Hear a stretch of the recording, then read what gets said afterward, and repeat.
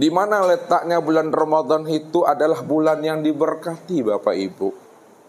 Ya.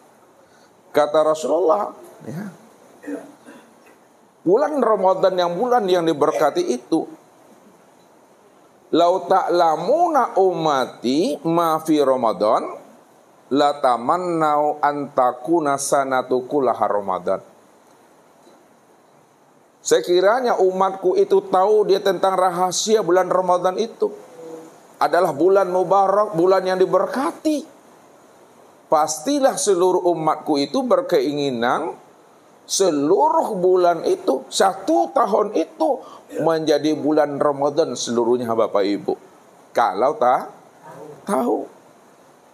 Apa sebabnya kalau mereka tahu bulan Ramadan adalah bulan yang diberkati sehingga mereka 1 tahun itu berkeinginan semua bulan itu menjadi bulan Ramadan?